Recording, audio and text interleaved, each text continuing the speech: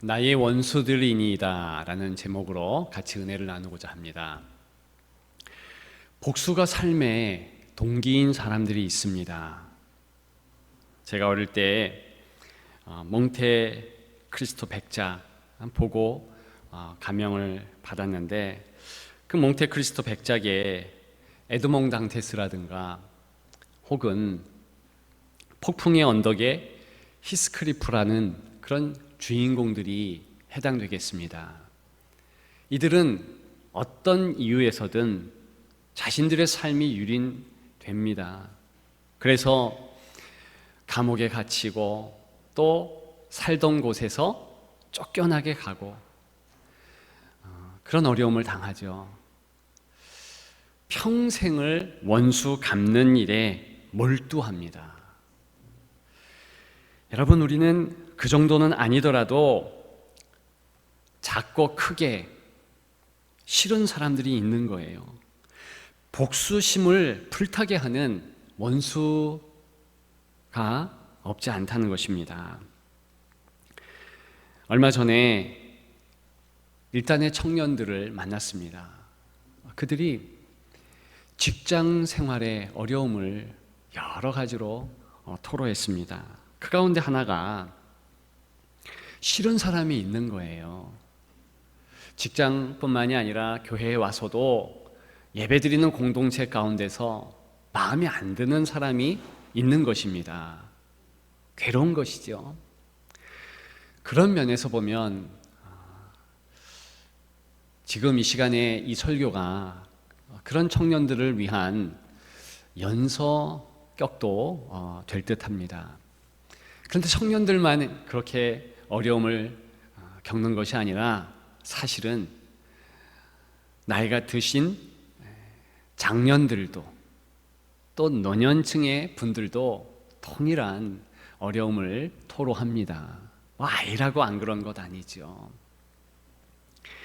성경에 보면 참 많은 성경의 인물들이 있는데 그 가운데서 원수가 많이 있어 어려움을 경험했던 사람 누구인가 한 사람 대봐라 질문하면 저는 단연코 바로 다윗이다, 그렇게 말씀드릴 수 있습니다.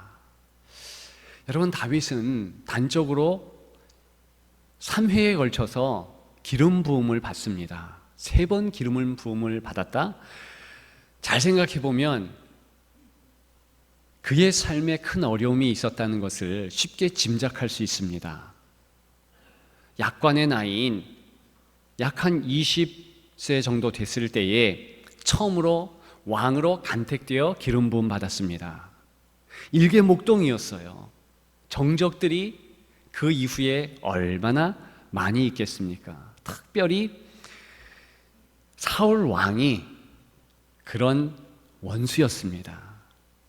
정작 30세에 두 번째 안수, 기름 부음을 받지요. 그런데 그것도요, 유다 지파, 다윗이 유다 지파 출신이기 때문에 그 유다 지파의 왕으로서 그렇게 기름 부음 받는 것입니다. 여전히 사울 일가는 기세등등하고 원수들이 많고 12지파 온 이스라엘을 통일하지 못한 그런 어줍지 않은 상황이었습니다. 시간 흘러 7년 후에 37살 때 마지막으로 세 번째 기름 부음을 받죠. 비로소 통일 왕국을 이루게 됩니다. 그럼에도 그 이전에도 가득 원수가 있었지만 그 이후에도 왕으로서 평탄대로를 거둔 것은 역시 아니었어요. 얼마나 많은 원수들이 있을까? 저는 이 시간을 들어 특별히 다윗의 원수들을 통해서 우리들의 원수들을 또한 생각해 보고자 합니다. 그리고 우리의 삶의 정황도 가늠해 보았으면 좋겠습니다. 여러분, 이 시에는 우리가 읽은 대로 다윗의 원수들에 대해서 나오고 있습니다. 우리가 읽은 부분이 그런 부분이지요. 20절에도 원수들 그랬어요. 22절에도 나의 원수들이니이다 이렇게 기록하고 있습니다. 여러분, 다윗의 원수들을 세 가지 부류로 구분해 볼 수 있겠습니다. 첫째로, 다윗의 원수는 누구이겠습니까? 다윗의 원수는 하나님이셨습니다. 하나님이셔요. 여러분, 7절에 보게 되면 내가 주의 영을 떠나 어디로 가며 주의 앞에서 어디로 피하리까 그랬어요. 하나님 앞에 피하는 다윗을 보십시오.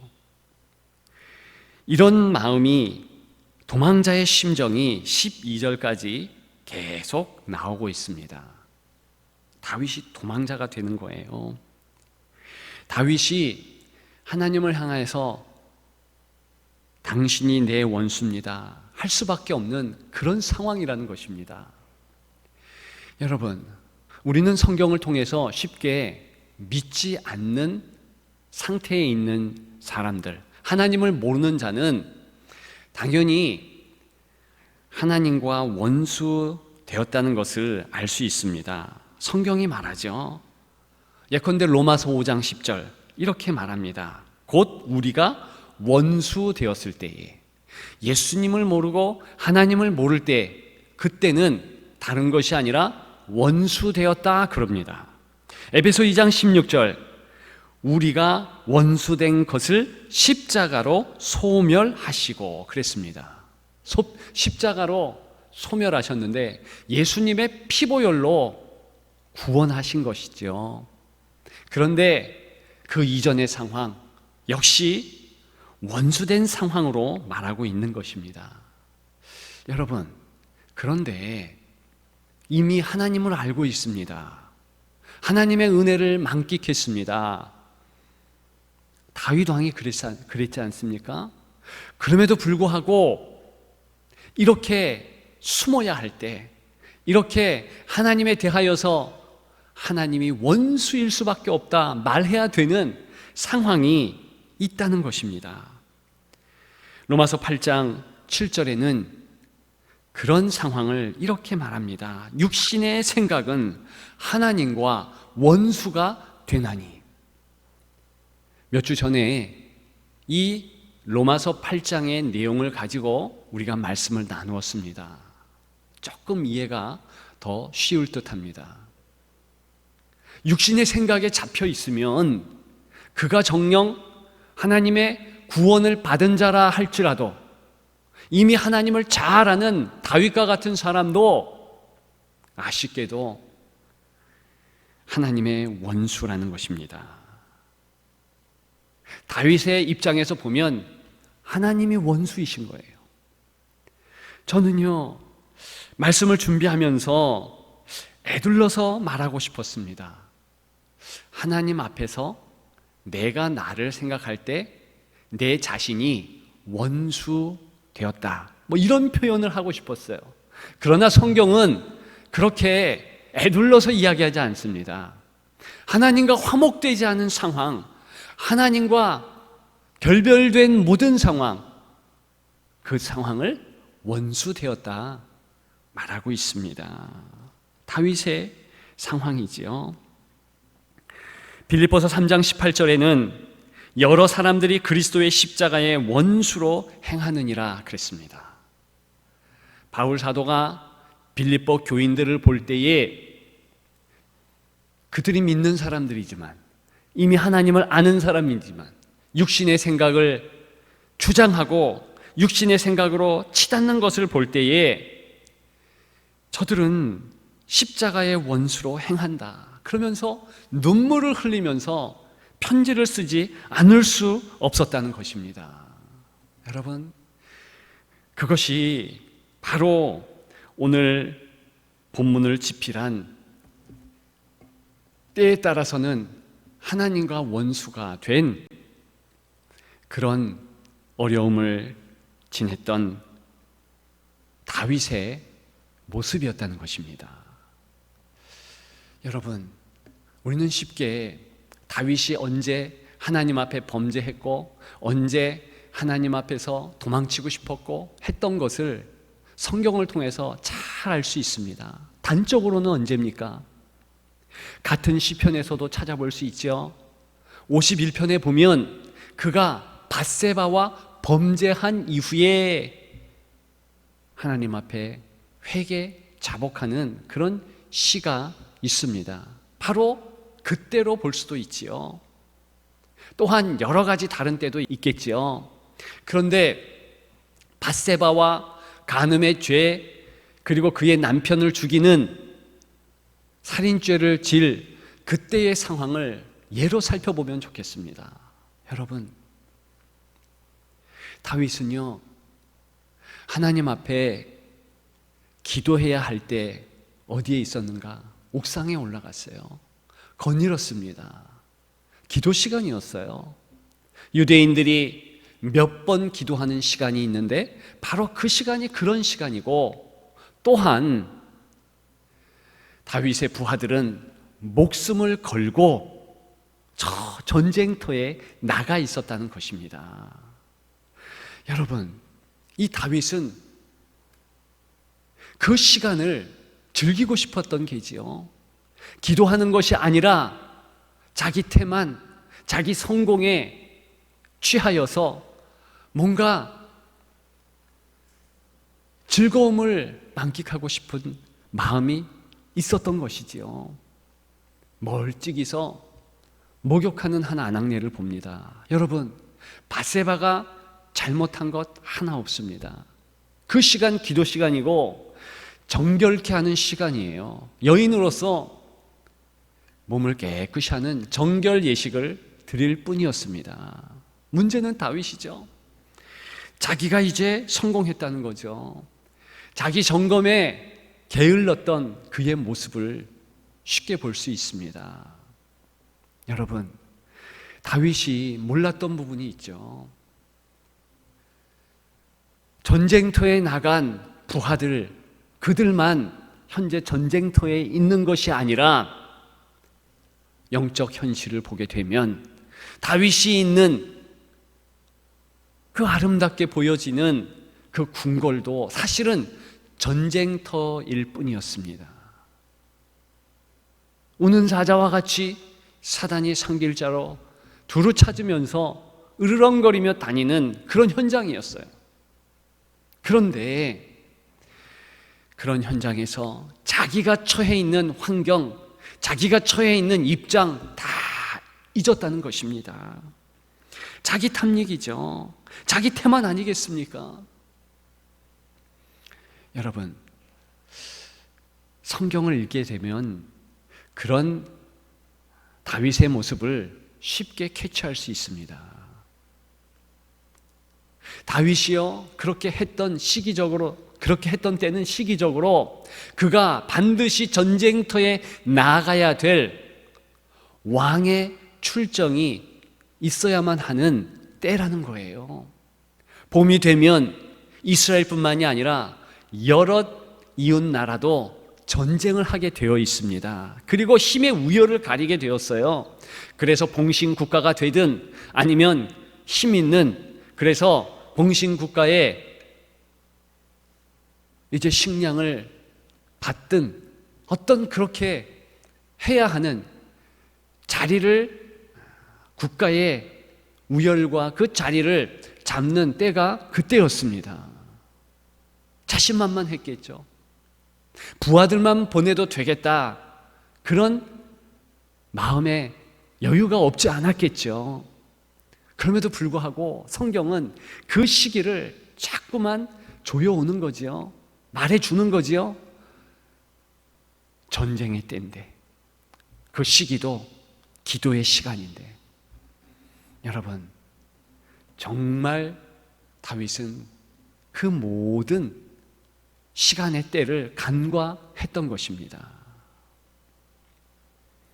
그래서 죄를 지은 것이죠. 여러분, 저는 여러분들에게 몇 가지로 질문하고 싶습니다.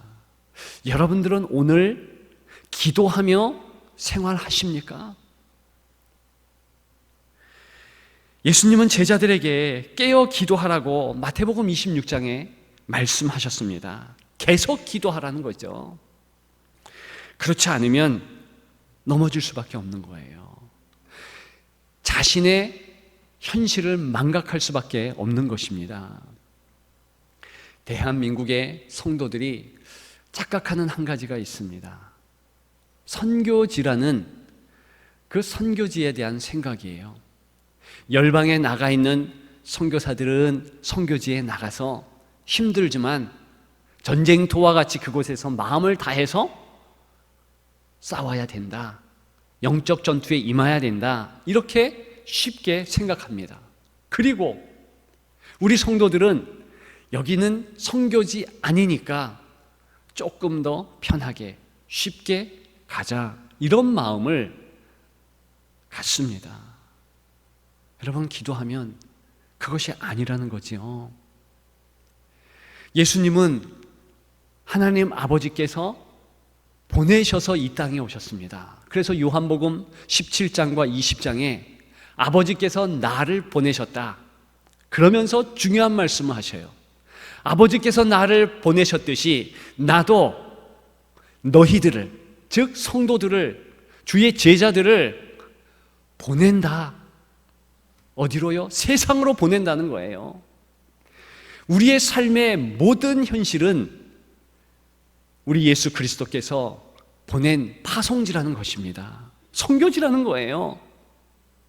어떻게 열방은 선교지고 내가 사는 이 땅, 대한민국, 여기는 선교지가 아니란 말입니까? 청년들이 그런 질문을 합니다.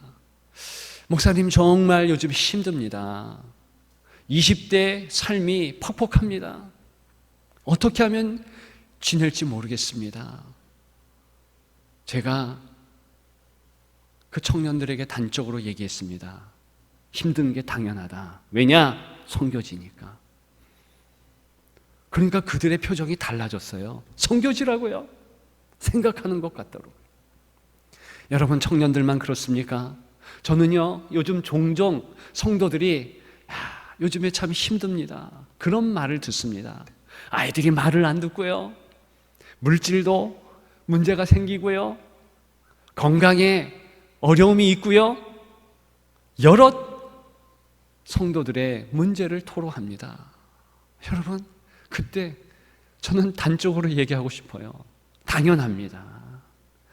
예전이나 지금이나 성도는 힘들어. 그걸 잊으면 안 돼요.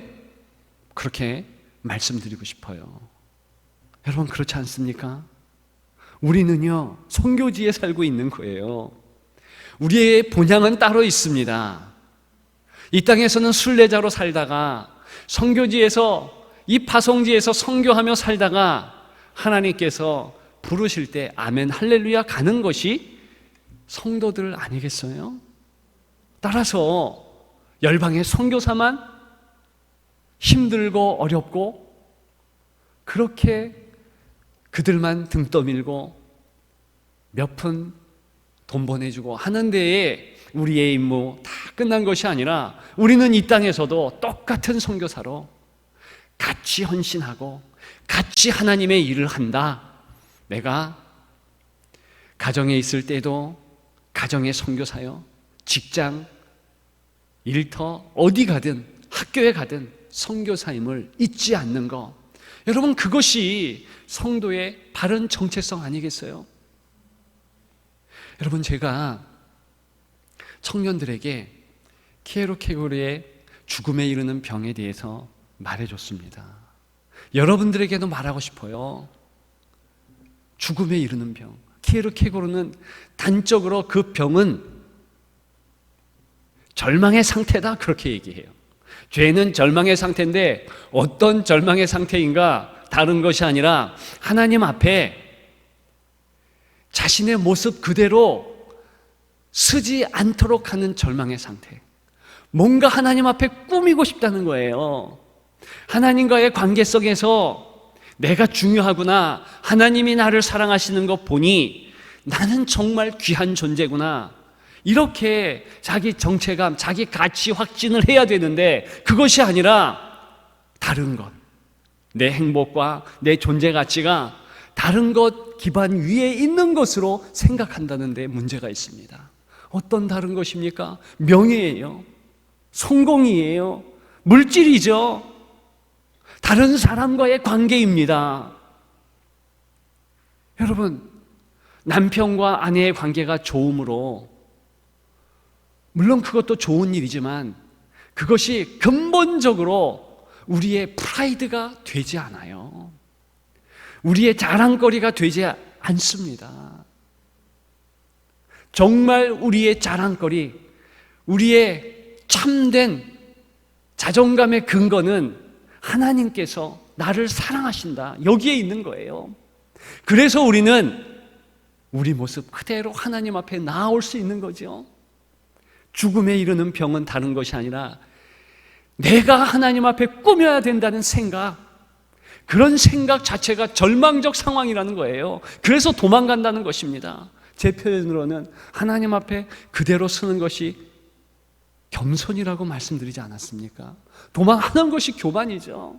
숨는 거예요. 여러분, 그런 모습으로 우리가 어떻게 살아가는 것입니까? 승리할 수 있겠습니까? 기도하는 것은 아버지 앞에 내 모습 그대로 민낯으로 꾸밈 없이 나오는 것입니다. 그래서 나의 처절한 모습을 말해주는 거예요. 하나님, 나 이렇게 부족하지 않습니까? 오늘 본문도 그런 내용을 그대로 담고 있지 않습니까? 나 알아요. 하나님과 원수되었던 그런 상태였던 것도 알고, 그럼에도 불구하고 하나님은 나를 끝까지 사랑하시고 나를 붙잡으시고 놓지 않으시고 이렇게 인도해 주신 것 기억합니다. 오 하나님, 인도하옵소서. 기도를 통해서 이 다윗도 그런 자신의 상황을 깨닫게 됐더라는 거죠. 여러분, 정말 기도하고 계십니까? 기도할 각오가 이 시간에 생기십니까? 기도만 있어야지 우리가 다른 것에 빗대어 살아낼 수 없는 것입니다. 기억하기를 축복합니다. 여러분, 두 번째 질문하고 싶어요. 여러분들은 말씀을 먹으면서 살아가고 계십니까? 어제 말씀을 읽었고 어제 은혜를 받았다면 오늘 새롭게 새로운 말씀으로 나아가야 되는 거지요. 여러분, 광야 시대에 이스라엘 백성들이 어떻게 했습니까? 하나님께서 그날 주시는 만나, 어제 만나는 이미 썩었어요. 오늘 만나를 새롭게 나아가서 구해 가져와서 노력봉사해서 그렇게 먹었습니다. 그 먹은 것으로 힘을 차렸어요. 우린 영적으로 똑같은 상황이라는 것을 고백합니다. 광야 같은 세상에서 우리가 어떻게 영적으로 승리하면서 새 힘 받아 살아갈 수 있겠습니까? 그것은 매일매일 주시는 말씀의 힘, 말씀의 능력, 그것으로 살아갈 수 있어요. 만일 그것이 없다면 우리는 이미 구원 받았습니다. 그럼에도 불구하고 하나님의 생명력은 있지 않습니다. 양식을 먹듯이 영의 양식, 하나님의 말씀을 내 영의 사람에게 채울 때, 그때 우리는 새 힘을 얻고 생명력으로 살아날 수 있는 것입니다. 여러분, 또 다른 질문을 한 번 더 하고 싶어요. 여러분들은 적극적으로 예배 드리고 계십니까? 소극적, 그냥 관람자로서, 구경꾼으로서 예배 드리는 것이 아니라 정말 하나님 앞에 진정성 있게 역동적으로 예배 드리냐고요. 지난 금요일 날 제가 성도들에게 그런 설교했습니다. 여러분들에도 똑같은 말을 반복하고 싶어요. 예배는 식사다. 예배 시간은 식사 시간이다. 여러분, 예배 시간은요, 예수님이 나를 영적으로 보면 잡수는 시간입니다. 성령의 검, 마치 포크와 날카로운 젓가락같이 나를 헤집는 거예요. 내 마음을 갈기갈기 찢습니다. 하나님의 말씀으로 난도질을 하는 거지요. 먹을 수 있게 만드는 거지요. 구약 성경에 보면 제물을 가져온 예배자, 그 제물을 태웁니다. 죽이지요. 그런데 무엇을 상징하는 것입니까? 사실은 제물을 가져온 예배자의 모습이 지금 태워지고 볶아지고, 그래서 하나님 앞에 흠향된다는 거죠. 흠향, 먹을 향이에요. 하나님께서 잡수신다는 거예요. 누구를요? 예배자를.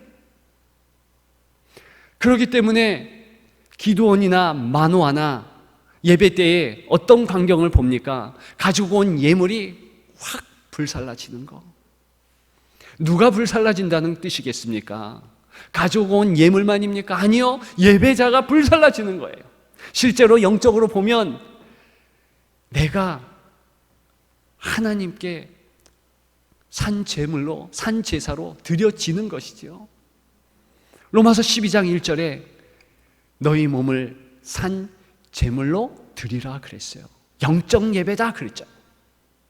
여러분, 예배 시간에는 우리가 예수 그리스도를 먹는 시간입니다. 예수님이 요한복음 6장에서 말씀하셨어요. 너희는 나를 먹으라. 내 살은 너희의 양식이다. 내 피는 너희의 음료다 그랬어요. 여러분, 예배 시간이 예수 그리스도를 영적으로 먹는 시간이죠. 예수님의 양식이라고 하셨으니까 예수님의 그 피보혈의 십자가, 그 사실을 각인시키는 거지요. 예수님의 이름을 부르는 거지요. 그러면서 two ways, 나만 하나님으로부터 은혜 받는 것이 아니라 나도 하나님께 영광을 올려드리고 주거니 받거니. 예배 시간이 끝나면 너무나 예배 시간 집중해서 다 힘들어서 일어날 수가 없습니다. 거의 탈진의 지경까지 갈 정도가 되는 것이 예배라는 것입니다. 여러분, 그렇기 때문에 우리 예배 때는 정신을 차려야 되는 거예요. 이렇게 하나님 앞에 예배 드렸는가? 여러분, 그렇게 예배 드립니까? 다윗은 그렇지 않았어요. 적어도 그날 범죄한 날에 하나님 앞에 드리는 예배는 부족한 예배였어요. 하나님을 생각지 못하는 예배, 오직 자기만 생각하는 그런 예배를 아침부터 점심에도 저녁에도 드릴 수밖에 없었다는 거지요. 그것 때문에 넘어지고 쓰러지고 자빠졌다는 것입니다. 여러분, 우리는 다시 우리 스스로를 점검해야 됩니다. 내가 어디쯤 왔을까? 내 순례의 길은 어디쯤 왔을까? 그래서 돌아보는 거예요. 나는 두려움에 떨고 있지 않는가? 그러면 하나님의 임재하심을 경험하지 못하는 상황이죠. 나는 내 예배 시간, 그리고 나의 기도 시간, 성경 보는 시간 잊지 않고 그냥 살아가고 있다? 백전백패의 전쟁 중이지요. 여러분, 기억하시고 계속 우리를 점검하시는 여러분들 되시기를 주님의 이름으로 축복합니다. 여러분, 기도하면 어떻게 될까요? 놀라운 일이 벌어집니다. 여러분, 저는요, 지금부터 말씀드릴 내용이 참 중요하다고 생각합니다. 이 다윗은요, 기도할 때 어떤 일이 벌어졌는가 하면 자기가 원수라고 규정했던 사람들이 이제는 하나님의 원수가 됩니다. 기도했을 때 하나님의 원수, 여호와의 원수가 이제는 나의 원수가 되는 경험을 합니다. 놀라운 경험이에요. 저는 그 경험을 원수의 돛이다, 그렇게 이름을 붙였습니다. 원수의 돛이. 여러분, 한번 20절을 보겠습니다. 여기 보면 주의 원수들이 그랬어요. 주의 원수들이. 그런데요, 20절에 나오는 원수와 22절에 나오는 이 원수, 한국어는 똑같은 원수인데 히브리어 원문으로 보면 전혀 다른 단어가 쓰였다는 것 아십니까? 20절의 원수들, 이 원수는요, 알이라는 히브리 단어예요. 희귀한 단어죠. 그런데 이 단어가 언제 처음 쓰였는가? 사무엘상 28장 16절에 쓰였습니다. 제가 읽어드립니다. 여러분, 사무엘이 왕 사울을 보면서 뭐라고 말했는가? 당신이 하나님의 대적이 되었다. 그렇게 말해요. 하나님의 대적, 즉 하나님의 원수가 되었다. 이때 특별하게 쓴 단어가 바로 원수라는 단어요. 여러분, 말씀드렸잖아요. 다윗의 원수는 누구였습니까? 가장 큰 원수는 13년 동안 먹을 거 못 먹고 도망자로 저 광야를 뛰어다니게 한 원수 중의 원수 사울이었어요. 그래서 73편에 다윗의 시들을 살펴보면 이 사울을 하나님 왜 그냥 둡니까? 정말 힘도 오니 어떻게 처리해 주십시오. 심지어 시편 109편에는 저들의 자녀, 자손 완전히 씨가 말라버리게 하옵소서, 그렇게까지 기도한 원수였습니다. 그리고 사울을 추종했던 그 추종자들, 군대들 얼마나 힘들게 했는지 몰라요. 지금 이 단어에서 그 사울을 볼 수 있다고요. 왜? 이 원수라는 단어, 특정적인 사울에게 지칭된 단어요. 지금 일부러 그 단어를 사용하고 있다는 것입니다.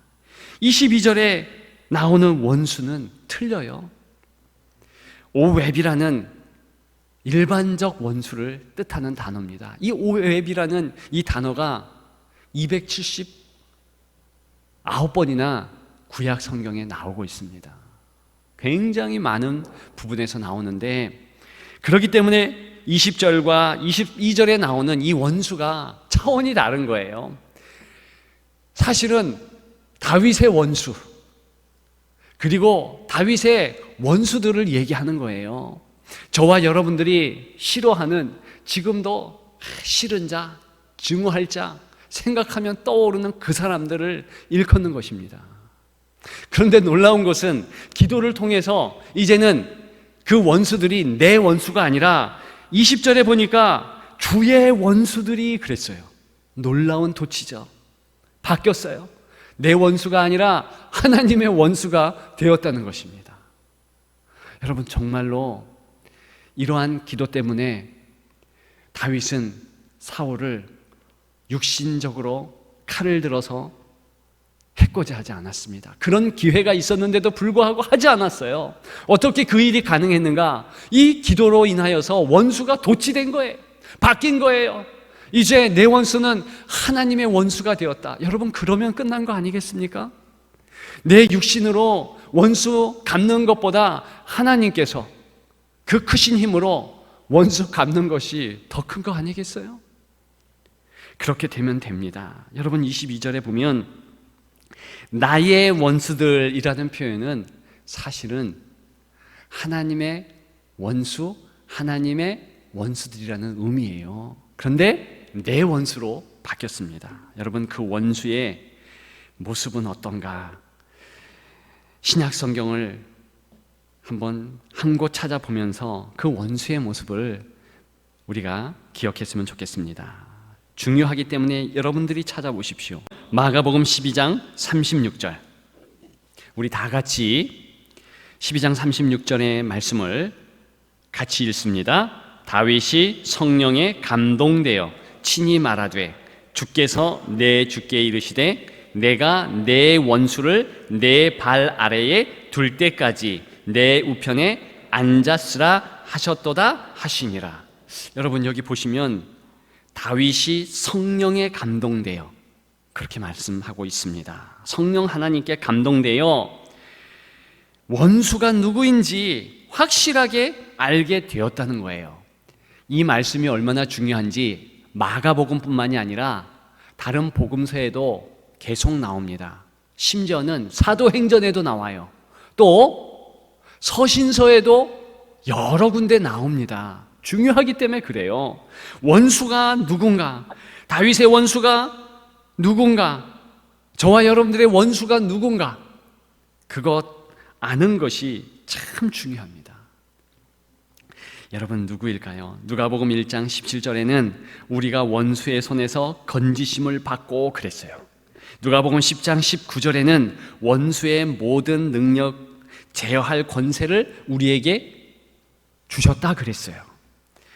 마가복음 13장 39절에는 이 원수의 이름을 정확하게 밝히고 있습니다.